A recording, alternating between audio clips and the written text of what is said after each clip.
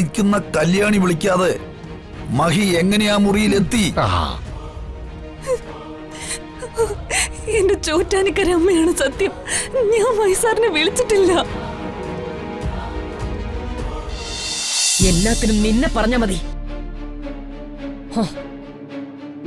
കണ്ണി കണ്ട ഇവളെയൊക്കെ അമ്മ വേണ്ടെന്ന് പറഞ്ഞില്ലേ?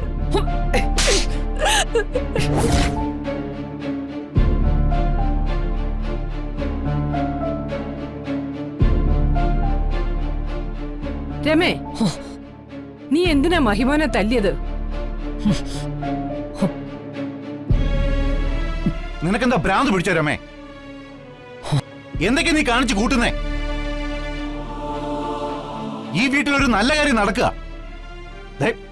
ഇവിടെ നിൽക്കുന്നത് നാട് ഭരിക്കുന്ന ഒരു ആഭ്യന്തരമന്ത്രിയാ. അദ്ദേഹത്തിന്റെ സ്റ്റാറ്റസ് എങ്ങനെ നോക്കിക്കൂടെ നിനക്ക്? എന്നെ ആരും ഉപദേശിക്കാനും നിയന്ത്രിക്കാനും വരണ്ട.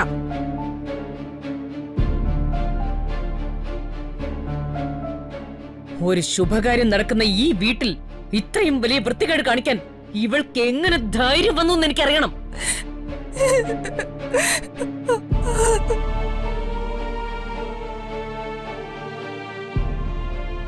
വേലക്കാരികളെ നിർത്തേണ്ടടുത്ത് നിർത്തണമെന്ന് ഞാൻ പല പ്രാവശ്യം പറഞ്ഞിട്ടുള്ളതാ.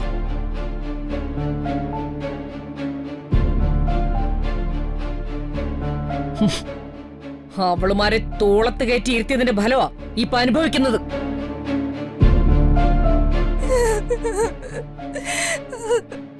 ഞാനൊന്നും ചെയ്തിട്ടില്ല മാഡം, എന്നെ വിശ്വസിക്ക്.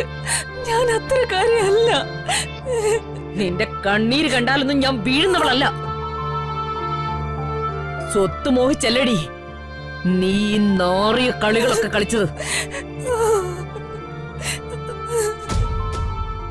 എന്റെ മകനെ പാട്ടിലാക്കി ഈ രമാനിലയത്തിലെ റാണിയായിട്ടങ്ങ് വാഴാമെന്ന് കരുതിയല്ലേ?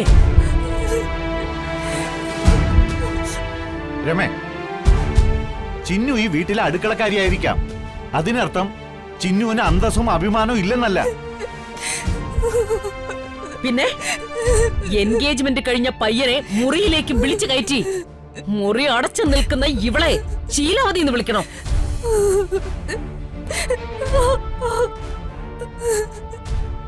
എന്റെ കുടുംബം തകർക്കാൻ നോക്കി ഇവളെ കൊല്ലും ഞാൻ.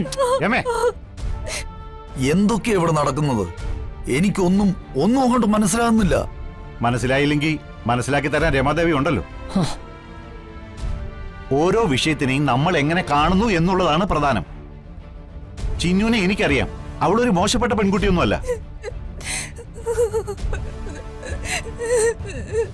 ഇപ്പൊ എല്ലാവർക്കും കാര്യം മനസ്സിലായി കാണുമല്ലോ. എനിക്കെല്ലാം മനസ്സിലാവുന്നുണ്ട്. എന്റെ ഭർത്താവിന് സ്വന്തം മകന്റെ ഭാവിയേക്കാൾ വലുതാണ് അടുക്കളക്കാരിയോടുള്ള സിമ്പതി.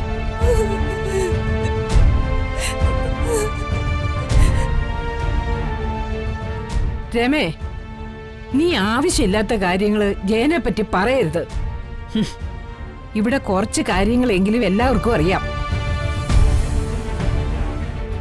അതിന് പുതിയ വ്യാഖ്യാനങ്ങൾ നൽകരുത്.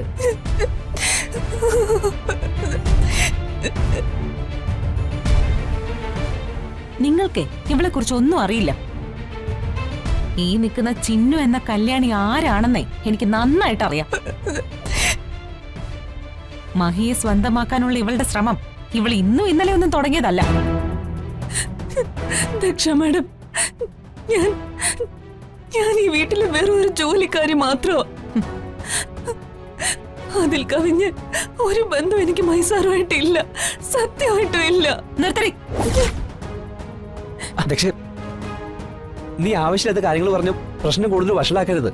മഹി മിണ്ടരുത്. ഒരു വേലക്കാരി പെണ്ണ് മുതലാളിയോടൊപ്പം കാറിൽ കോളേജിൽ പോവോ? പോരാത്തതിന് കാറിന്റെ പിൻസീറ്റിലല്ല ഫ്രണ്ട് സീറ്റിൽ ഇരിക്കുന്നു. കളിച്ചും ചിരിച്ചും രണ്ടാളും കൂടി ക്യാമ്പസിൽ വന്നിറങ്ങുന്നത് കോളേജിൽ ചർച്ചാ വിഷയമാ. അതും പ്രൊഫസറും സ്റ്റുഡന്റും. ഇവളെ മഹാകള്ളിയാ. എന്തോ കാണിച്ച് ഇവള് മഹി മയക്കി എടുത്തിരിക്കുക. ഇവളെ കൊല്ലണം. നിർത്ത്. എന്റെ പെങ്ങളെ പറ്റിയും എന്റെ കൂടെ കോളേജിൽ പഠിക്കുന്ന കല്യാണിയെ പറ്റിയും എനിക്ക് വ്യക്തമായിട്ട് അറിയാം. അതുകൊണ്ട് പറയാ, ഈ നിൽക്കുന്ന മഹിസാറ് കോളേജിൽ ഒരു അധ്യാപകനാണ്. അധ്യാപകനോടൊപ്പം ഒരു വിദ്യാർത്ഥി കോളേജിലേക്ക് വരുന്നത് തെറ്റായിട്ട് ആ കോളേജിൽ ആരും കാണാൻ പോകുന്നില്ല. പിന്നെ എന്റെ പെങ്ങളും ദശയ്ക്ക് കല്യാണിയോടുള്ള വൈരാഗ്യത്തിന് കാരണം അന്ന് കോളേജിൽ വെച്ച് കളിച്ചൊരു നാടകമായിരുന്നു. നാടകത്തിൽ ജൂലിയറ്റായിട്ട് അഭിനയിക്കാൻ ആഗ്രഹിച്ച ദക്ഷയെ മാറ്റി സംവിധായകൻ സെലക്ട് ചെയ്ത് ഈ നിൽക്കുന്ന കല്യാണിയാണ്.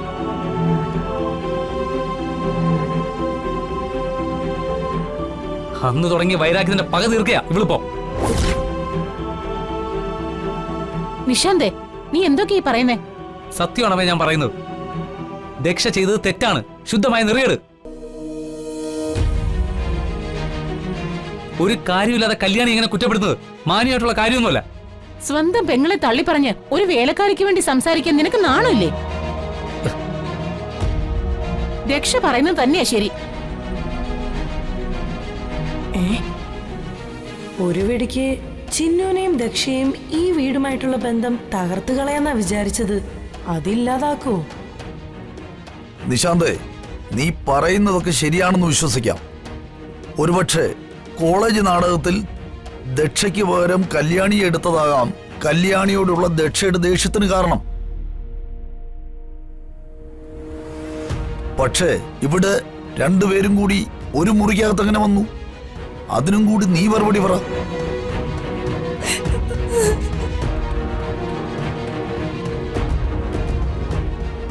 ഈ നിൽക്കുന്ന കല്യാണി വിളിക്കാതെ മഹി എങ്ങനെയാ മുറിയിലെത്തി? എന്റെ ചോറ്റാനിക്കര അമ്മയാണ് സത്യം. ഞാൻ മൈസാറിനെ വിളിച്ചിട്ടില്ല.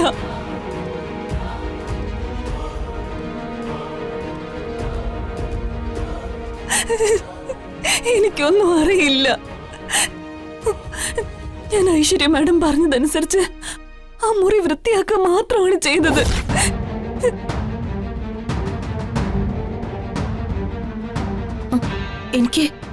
എനിക്ക് ചില കാര്യങ്ങൾ പറയാനുണ്ട്.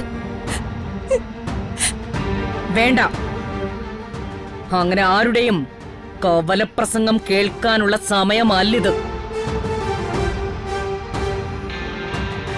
ഒരു വേലക്കാരിയായ നീ ചോദിക്കുന്നതിന് മാത്രം മറുപടി കൊടുത്താൽ മതി. അല്ലാതെ ഇങ്ങോട്ട് നിർദ്ദേശവും ഉപദേശവും ഒന്നും തരണ്ട. പറഞ്ഞത് കേട്ടല്ലോ, ഓരോരുത്തർക്കുണ്ട് അവരവരുടെ സ്ഥാനം. അത് കണ്ടും കേട്ടും മനസ്സിലാക്കിയും നിന്നോണം.